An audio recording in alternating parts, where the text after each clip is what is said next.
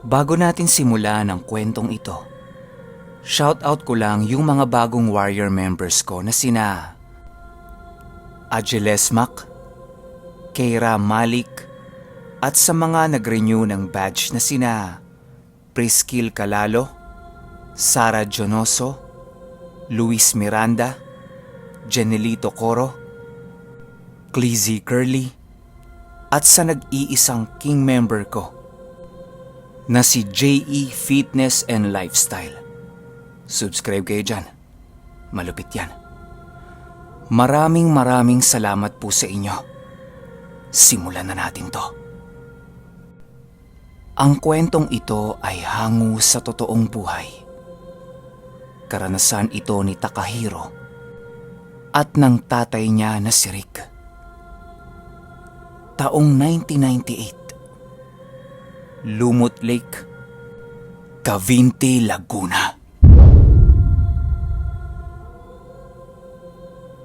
Itong mga panahong ito, nasa edad 10 o 11 years old si Takahiro. Nakatira sila sa Quezon City. Solong anak pa siya nung panahong ito. Wala pa yung dalawa niyang kapatid. Kaya naman itong mga magulang niya, talagang binubuhos sa kanya lahat-lahat ng luho. Mabait na bata naman itong si Takahiro, kahit na sunod lahat ng luho niya. Alam niyo ba na ang pinakapaborito niyang panahon ay summer? Alam naman nating lahat na kapag summer, tumatapat yan sa mahal na araw, di ba? Bakit paborito ni Takahiro yan? Ito kasi yung panahon na isinasama siya ng tatay niya sa Lumut Lake para mangaso. Astig, di ba? Meron kasing grupo itong tatay niya ng mga mangangaso. Taon-taon nilang ginagawa yan. Itinatapat talaga nila ng mahal na araw para lahat sila walang trabaho. Taon-taon din. Yan ang pinakahinihintay ni Takahiro. Kasi kapag nasa Lumut Lake sila, talagang adventure. Inaabot sila doon ng 3 hanggang 4 na araw. Rumerenta sila ng isang isla. Tama kayo nang narinig. Isla ang nirerentahan nila. Tapos silang grupo lang ang nandoon.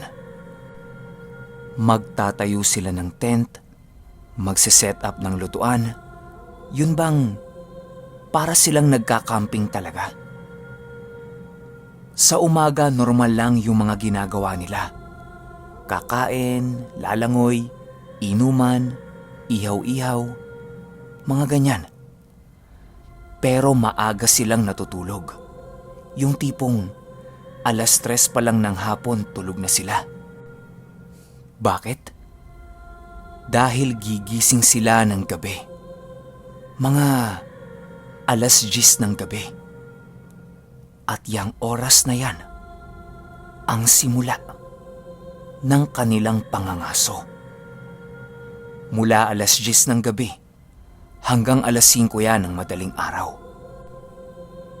Umiikot sila niyan sa mga isla, lawa, at kung saan pang pwedeng ikutan na makakahanap sila ng pwede nilang barilin. Ang ginagamit nilang pangpatay sa mga hayop noon, metal body air rifle. Pamilyar ba kayo dyan? Airgun yan pero rifle na klase. Ginagamit talaga yan para pang baril sa mga ibon, pusa, daga, aso, o kahit na anong klase ng hayop. Kapag napuruhan sila niyan, siguradong patay. Lalo pa yung klase ng air rifle na dala ng grupo nila. Mga mamahalin kasi yun. Itong taong 1998, ang pinakahuling sama ni Takahiro sa tatay niya. Gawa ng nakainkwentro sila dito ng isang klase ng nilalang na hindi nila sukat akalain na makakainkwentro nila sa isa sa mga isla ng Lumot Lake.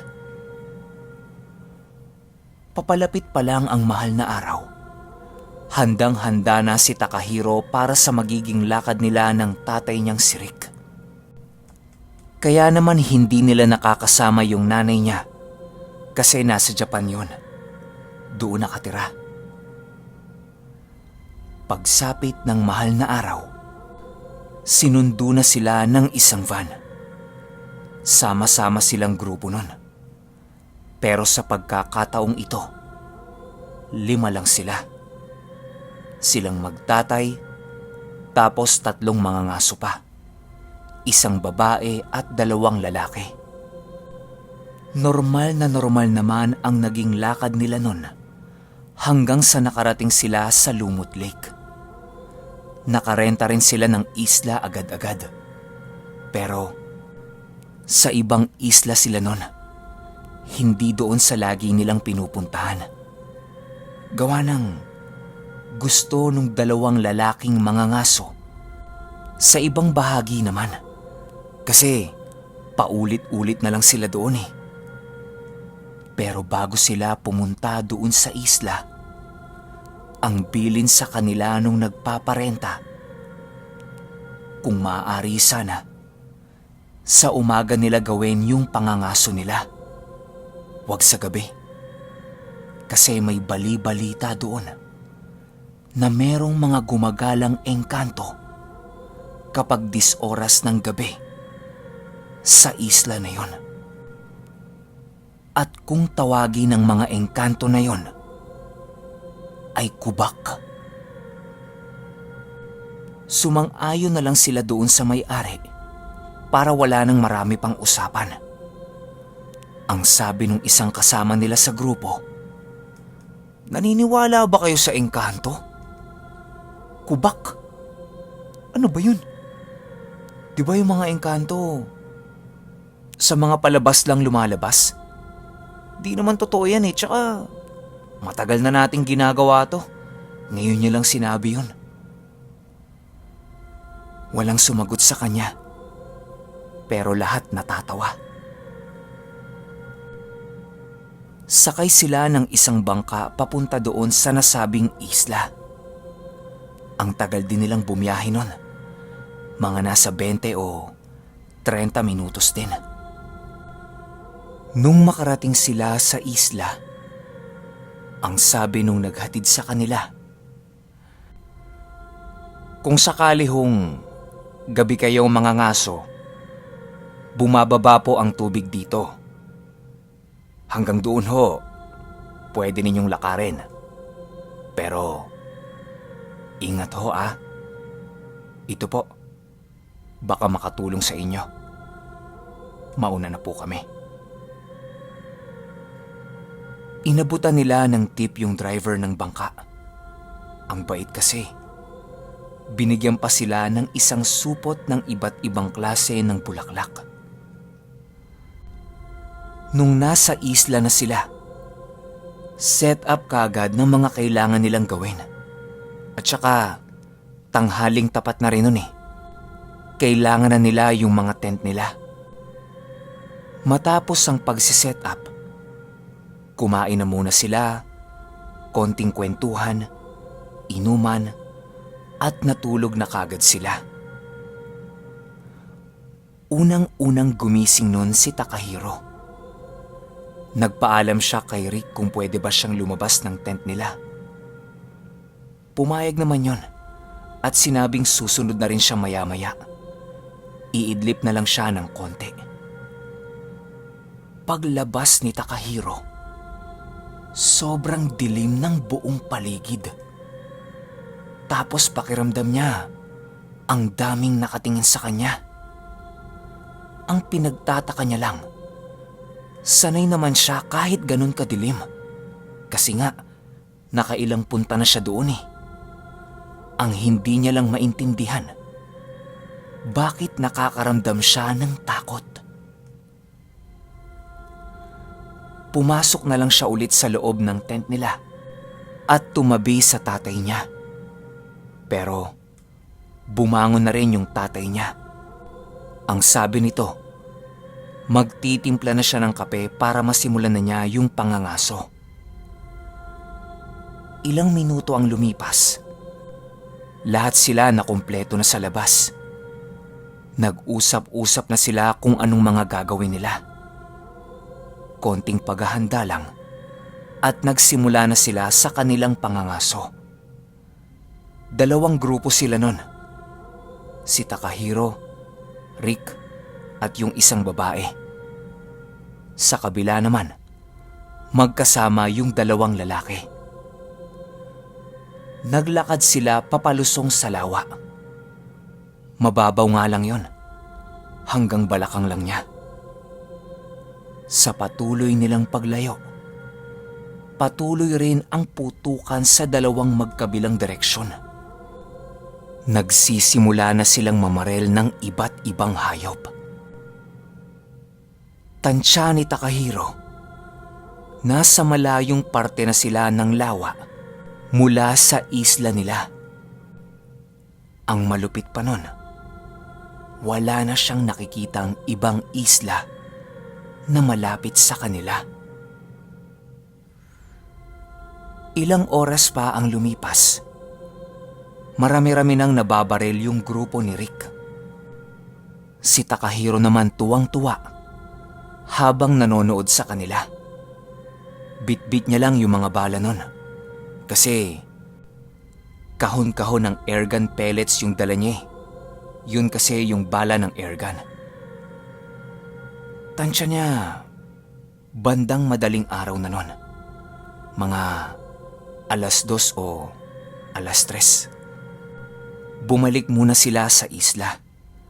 Kasi yung mga paa nila, namamanhid ni. Ilang oras ba namang nakababad sa tubig? Nung naglalakad na sila pabalik sa isla, napalingon itong si Takahiro sa likuran nila.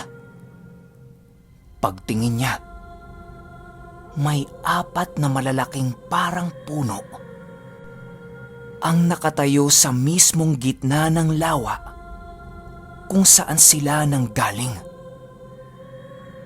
Nanatili siyang nakatitig doon habang nakahawak sa tatay niya at naglalakad. Nang bigla na lang, gumalaw yung 4 na yun. Kitang-kita ni Takahiro na naglalakad sa tubig yung 4. Sa takot niya, hinila niya yung tatay niya para ituro kung ano yung nakita niya. Pero paglingon nun, wala siyang nakita. Ang sabi pa baka namamalikmata lang siya. Pero klarong-klaro kay Takahiro yung nakita niya. At alam niyang hindi siya namamalikmata. Pagbalik nila sa isla nila, kanya-kanya sila ng lapag ng mga nabaril nila. Halos puro ibon yung mga yon. Ang lalaki tapos iba't ibang uri. Ang sabi ng isang lalaki, iwan na lang muna nila doon. Maaga pa naman pwede pa sila ulit bumalik sa lawa. Ang kaso lang, nakaramdam ng matinding hapdi sa likod yung kasama nilang babae. Hindi sila pwedeng magbukas ng ilaw nun kasi magliliparan yung mga ibon na nasa paligid nila. Kaya hindi nila makita kung anong meron sa likod ng babae. Ang sabi na lang sa kanya, sa isla na lang muna siya para makapagpahinga. Pero hindi na pumayag yung tatay ni Takahiro. Ang sabi nito, wag na silang bumalik. Buksan na lang nila yung ilaw nila para makita kung ano bang nangyari sa likod nung kasama nilang babae. Pagbukas nila ng ilaw, nakita nilang merong mahahabang kalmot ang likuran nito. Hindi lang isang kalmot yun, kundi 4 na malalalim na kalmot. Gulat na gulat sila sa nakita nila. Emergency yun. Kasi baka ma-impeksyon eh. Ang sabi ng tatay ni Takahiro, tapos na sila para sa araw na yon. Uuwi din sila kaagad pagputok ng araw. Biglang sumagot yung isang lalaki sa tatay ni Takahiro. Ang sabi nito, "Paano tayong uuwi? Walang bangkang susundo sa atin. Ang alam nila, ilang araw pa tayo dito eh." Dito na medyo napaisip yung tatay ni Takahiro. Kasi, paano nga naman, di ba? Ang sabi na lang niya, maghintay sila ng dadaang bangka doon, tapos kausapin nila. Sumang-ayon naman sila sa naging desisyon ng tatay ni Takahiro. Palala na ng palala yung nararamdamang hapdi sa likod nung kasama nilang babae. Iyak na siya ng iyak. Dito na rin sila nakarinig ng iba't ibang ingay. Maraming naghahagik-gikan sa paligid nila. Yun bang inaasar sila? Wala namang ibang tao doon, di ba? Sino yung mga yun? Ilang minuto ang lumipas. Biglang tumigil yung lahat ng tumatawa. Tapos sa mismong harapan nila, may unti-unting umangat na nilalang na nanggaling sa ilalim ng lawa. 2 nilalang yun. Silang lahat nagulat. Inilawan ng isang lalaki yung mga yun, pero tuwing iilawan niya, nawawala. Pero kapag madilim, kitang-kita nila yung hulma ng katawan. Naglalakad yun papalapit sa kanila. Nung medyo malapit na, tinutukan ulit ng ilaw ng isa sa mga kasama nila, pero wala talaga. Hindi nila nakikita yun. Nang bigla na lang, sumigaw ng malakas yung kasama nilang babae. Nanigas silang lahat nun sa kinauupuan nila. Pakiramdam nila, nasa malamig na malamig silang kwarto. Yung 2 umahon sa lawa, hinawak-hawakan yung buong katawan ng babae. Matapos nilang hawakan yung babae, lumapit naman yung mga nilalang sa mga patay na ibon at meron silang kinuhang 3 malalaking ibon. Niyakap nila yon at narinig nila Takahiro na parang umiiyak yung mga nilalang. Matapos yan, naglakad na sila bitbit ang mga ibon na yon pabalik sa lawa. Nung wala na sa paningin nila yung mga nilalang, dito na sila nakakilos. Kahit litong-lito at takot na takot pa sila sa lahat ng nangyayari, tumakbo kaagad sila sa kasama nilang babae. Naririnig nila na hinihingal yun at nagsasalita ng, "Wag, wag, wag." Pilit nilang ginagalaw yung katawan ng babae kasi ang tigas ng katawan eh. Nakadiretso lang. Nang bigla na lang, huminga ito ng malalim.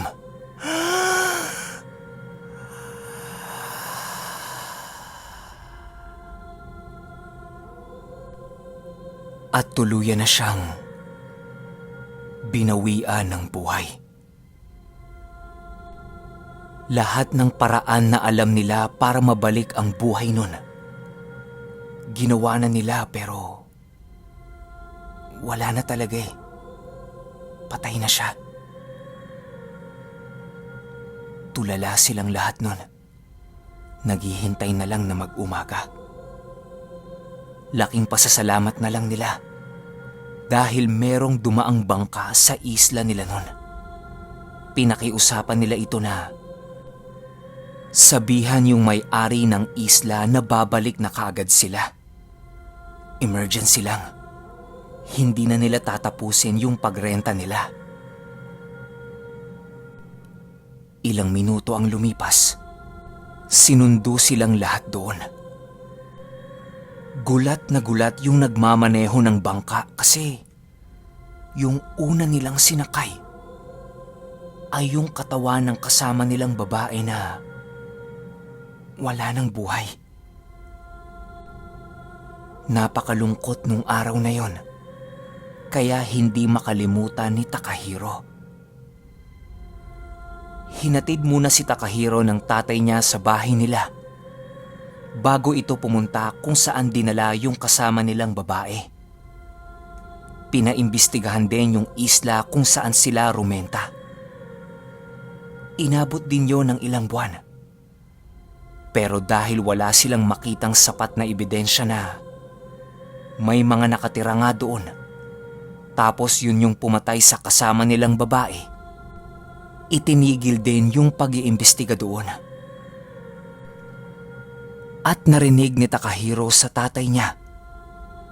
Sabi-sabi sa lugar na yon, merong napatay na anak na engkanto yung kasama nilang babae, kaya ang naging kapalit nun buhay din niya.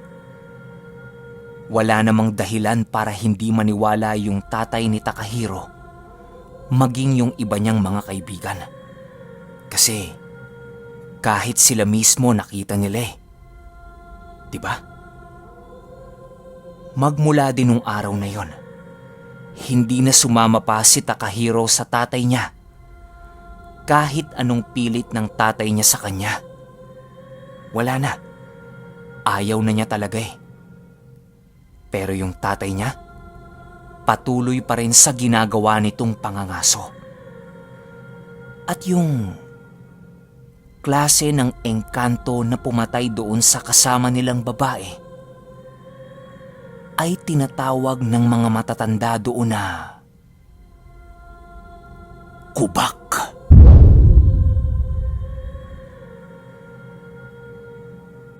Okay, opinyon ko sa kwento. Unang beses ko lang narinig yung kubak na yan. Hindi ko alam kung anong klase ng engkanto yan. Tinanong ko din yan sa lola ko pero hindi niya pa rin narinig yan Baka may mga taga-Lumut Lake dyan na nakakaalam tungkol sa kubak. Paki-comment naman sa baba Alam ko, normal sa mga engkanto yung ganitong gawi. Yung pag may napatay ka sa lahi nila, kapalit niyan buhay ka agad. Lalo pa, anak nila yung nawala. Sobrang sakit nun. Marami na akong narinig na ganitong klase ng kwento. Yung bumabawi yung engkanto. Pero ang matindi lang dito, instant yung kamatayan ng babae. Kasi alam ko, meron pa dapat na proseso yan Pwede sigurong dahil nasa teritoryo sila nung kubak, kaya mabilis nitong nakuha yung buhay niya. Kasi nga, nasa lawa sila, di ba? Tapos naglakad pa sila paikot-ikot doon. Kaya ayun, namatay siya kaagad. At nga pala, yung bulaklak na binigay sa kanila, alam niyo bang nalantayo nung nakasakay sila sa bangka? Wala rin silang maibigay na paliwanag kung bakit nangyari yon. Sadyang napakahiwaga talaga ng mga pangyayari. Pero kayo, kung may opinyon kayo sa kwentong ito, i-comment nyo lang sa ibaba. At nga pala, shoutout ko lang yung mga nag-subscribe kay Tito Bernie. At yun ay sina Sahara Toraldes, Casper Stories, subscribe kayo dyan. Maria Cecilia Bernal, Kay Markshin Morada, Abigail Navarro, Jerry San Juan, pinsan ko yan, No Namer, Timmy Bailon, Malik Mata, subscribe kayo dyan, A. Angel, Jason Telekinesis, Jarami Magadia, Dominador J.R. Butil, Floren L, at kay Josh Pacardo. Yun lang. Hanggang sa susunod na kwento. Salamat.